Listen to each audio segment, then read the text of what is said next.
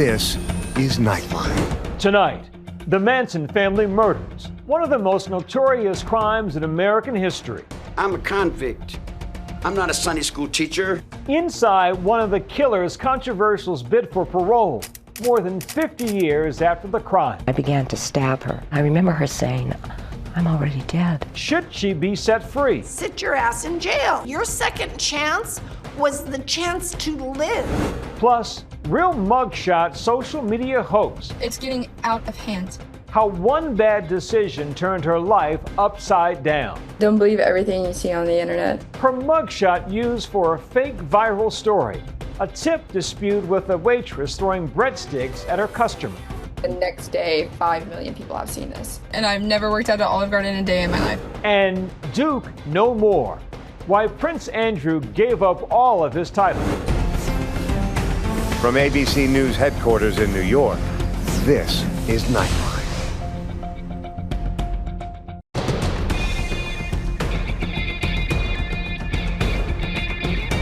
Good evening. Thank you for joining us. Tonight, the Manson family member asking for parole more than 50 years after the murders. Inside the controversial parole bid where the convicted killer was seeking her freedom. Here's ABC's Matt Gutman.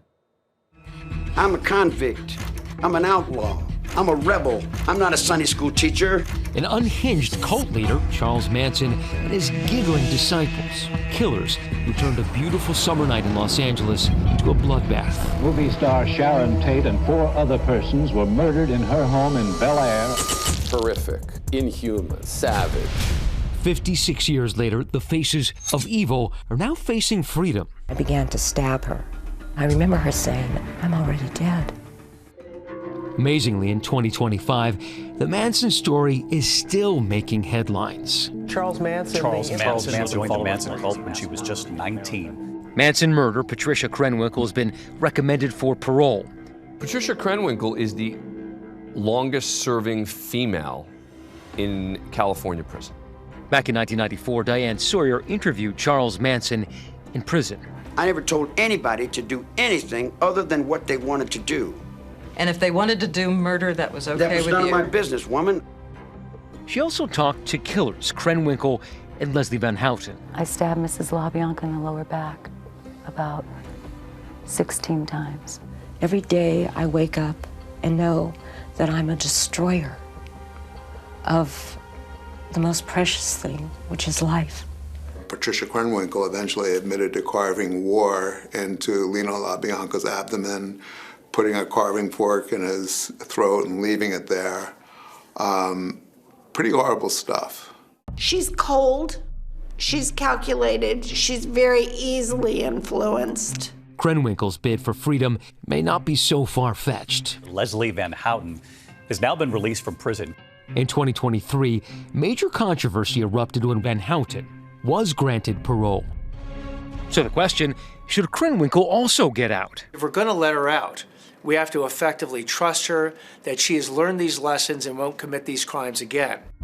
Krenwinkel is just one of dozens of young women and men who became part of the infamous Manson family. They lived together, they ate together, they had sex together. This was the very definition of a cult. On a scale of 1 to 10, 10 being the worst cult leader, Charlie Manson was an 11. Everything pivoted on his persona, his personality. The group became notorious after the 2-night killing spree that left 7 people dead, including pregnant actress Sharon Tate. She was the kindest, sweetest, most humble, most giving human being that I have ever met. And that's putting aside her physical beauty. Sharon Tate was, by all accounts, one of the most beautiful women in Hollywood. Tate was an up-and-coming talent, best known for Valley of the Dolls. Mother, I know I don't have any talent, and I know all I have is a body, and I am doing my bust exercises. On August 9th, Tate's husband, director Roman Polanski, is out of town, and Tate is at home with 3 friends. Manson sent a group of followers to Tate's home and told them to kill everyone inside. I told him to go do what Tech said.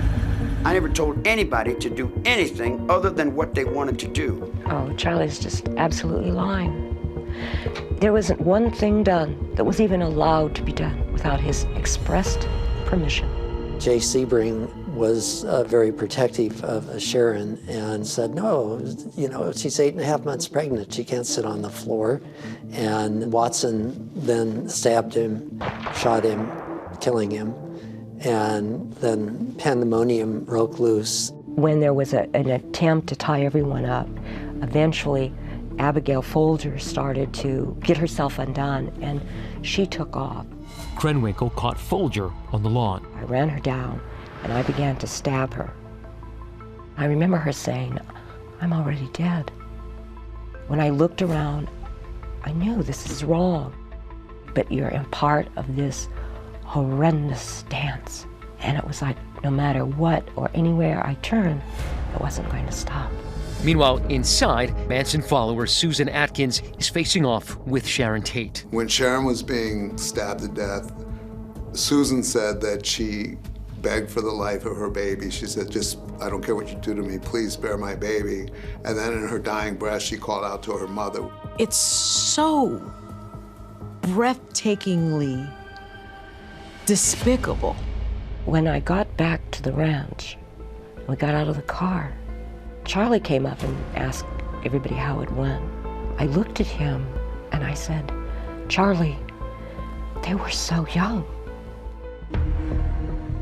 On the next night, the Manson family struck again at the home of Rosemary and Lino LaBianca. I knew that people would die.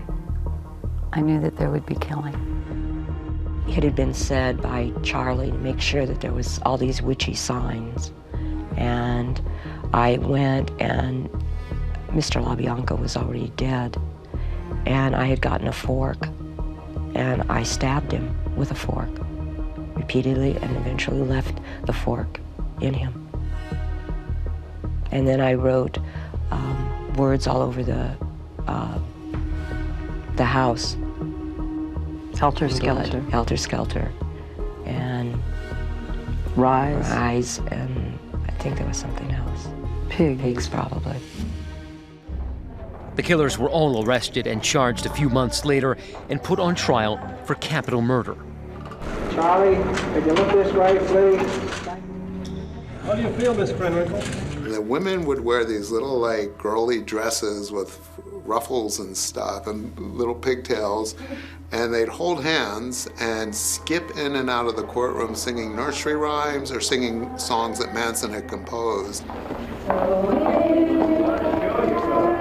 The entire proceedings were scripted by Charlie. Every day we'd meet and he'd decide, well, today I want you each to stand up and hold your hands in some stupid symbols. You're gonna get up and scream, the old gray mare. You're gonna get up and burn an X in your head. You're gonna go bald. And that day we proceeded through the events as he said it. The jury found all 5 killers, including Manson, Krenwinkel, and Van Houten, guilty. They were given the death sentence, but the Supreme Court of California overturned death penalties in the state. So all of their sentences are immediately converted to life with the chance for parole. Controversially, in 2023, Leslie Van Houten became the first killer from that crime spree to be granted parole at the age of 73. She earned it. She needed to be released and needed to send a message that people can be rehabilitated successfully.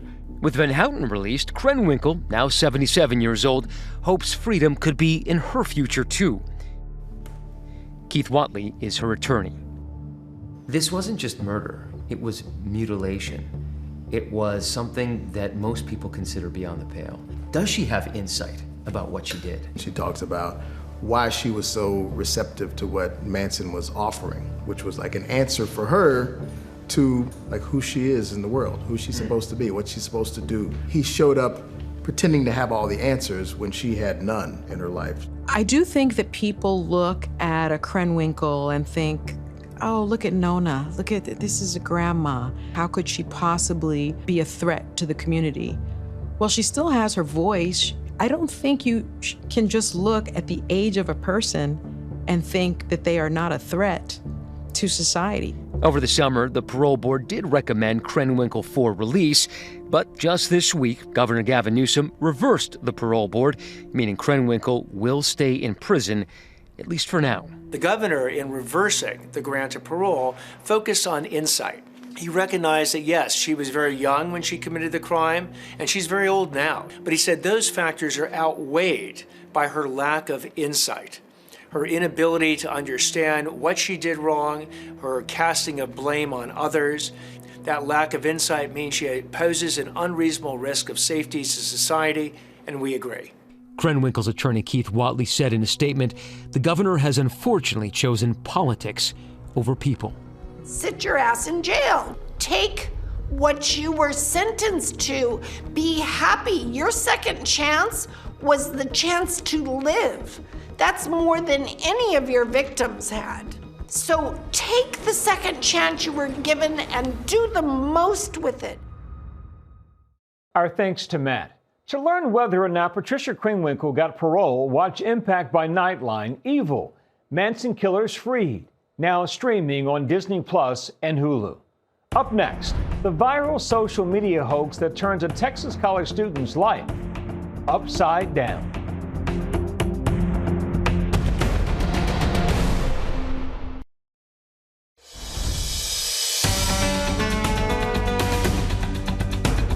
Welcome back. A Texas college student says her life was turned into a nightmare following a viral social media hoax. A fake story about a waitress throwing breadsticks at her customers spread like wildfire online, but had real-life implications. Here's Nightline's Ashin Singh. Okay, so I'm not 26, I don't live in St. Louis, and I've never worked at an Olive Garden a day in my life. For 23-year-old Megan Davis, the summer of 2025 was straight out of a nightmare. It's getting out of hand. It's out of control. Megan says just weeks after her mother passed away, she was arrested for public intoxication during a night out in August. I was trying to suppress my emotions, I guess. I mean, it's still been really hard. It's never easy. This is up there with one of the worst nights, if not your year, your life. Yeah. What happened next? She never could have imagined. 10 days ago, the Texas college student says she found herself at the center of a fake social media post. Her mugshot used as cruel clickbait that spread like wildfire, as well as the face of an AI-generated sexualized video. None of it based on real events, and all of it turning Megan's life upside down once again. Misinformation can cross the world way faster than any one truth can. And what we're seeing in a lot of these fake and AI-generated videos or pictures is just how fast that actually is. Last year, AI-generated fake nude images of pop megastar Taylor Swift went viral. The fake images viewed more than tens of millions of times before the account that posted them was suspended. And Wednesday star Jenna Ortega was also a victim of AI-generated images that depicted her as nude. When did you first kind of get that text message that you're like, what the heck is going on? October 7th at like 11 a.m., my cousin's fiance sends me a screenshot of the post. So the post was posted on an account called Pure Videos, and it was a picture of my mugshot, and the caption was, St. Louis, a 26-year-old Olive Garden waitress, was arrested after what police say was a gratuity dispute that got out of control. A couple ran up a $94 bill with like pasta, wine, breadsticks, whatever, and they didn't tip. The post claimed that the Olive Garden waitress threw those famous breadsticks at her customers, leading to her arrest, that it was all caught on live stream. But there was no actual video, was there? No, there was none of that. From like 11 a.m. till midnight that night, we went from 10,000 reactions, shares, whatever. By the next day, 5 million people have seen this on different platforms. 5 million people. And it's everywhere now. With so few legal protections for people like Davis, it's becoming more and more of a horrific scene when individuals like this get caught up in these viral storms. Did you ever work at an Olive Garden? No, never. Have you ever been to St. Louis? No. Are you 26 years old? No. And I was offended by that one. You were offended by that one? I was like, okay, I'm 23. Megan says within hours of the post going up, users online tracked down her real identity. They commented a link to my actual mugshot, which had my name and information on there, people still weren't believing that I didn't do that. Like, that's not what I was arrested for. The mugshot is real. The mugshot is real, unfortunately. What is your understanding of how the mugshot got associated with the story? Any idea? I have no clue. I could not tell you. Olive Garden telling ABC News in a statement, this person does not work for Olive Garden, and the incident described never occurred. The page that originally shared this false story has posted similar hoaxes involving multiple brands. From there, it spiraled. There was a person made a similar fake post, probably another poor innocent girl with another crazy frenzy topic, a Starbucks employee, but they linked a fund with my name, Megan Ashley Davis. And the last time I checked it, they raised about $700. She says her image was also used in a sexualized, AI-generated video. It looks like my top is about to come off. I'm making these faces, playing with my hair. Megan is hoping that all of the fake posts can eventually be taken down. It's very difficult to find legal recourse. It's difficult to find the actual person who put out or created that fake story, and therefore it's hard to kind of sue them. Also, the Communication Decency Act of '96 protects platforms like Facebook or Instagram or X or TikTok because you can't go after the platform, you have to go after the individual. TBC Viral Media, the company responsible for Pure Video, the Facebook page that shared the original post, telling ABC News in part, the page is operated by a single independent creator and features viral satire and parody content, as clearly noted on the homepage. The post was shared in that context as general entertainment, not as factual reporting, and was taken down immediately out of an abundance of caution once we became aware of the concern. And Meta telling us in a statement, we do not allow for the creation of accounts or profiles that are created or used to deceive others. If someone believes they are being impersonated, their first step should be to report it. Even if platforms take down the original video, once it's out there, it's out there. Megan says she hopes her story can serve as a warning to others. I want to turn this into something good.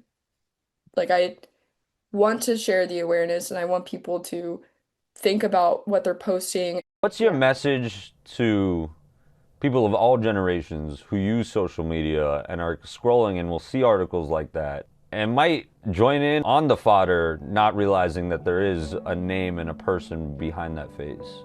Don't believe everything you see on the internet. And honestly, be kind. Be kind. Our thanks to Ashen. Looking for some rock and roll power? On Monday's Nightline, Good Morning America's co-anchor George Stephanopoulos talks to Bruce Springsteen and Jeremy Allen White, who plays the legendary rocker in a new movie, Deliver Me from Nowhere. Jeremy, I'm not an actor, I'm not a singer, so I can only imagine what it's like to get the phone call that says, how'd you like to play Bruce Springsteen? Yeah. And up next, the stunning decision by Prince Andrew when we come back after the break.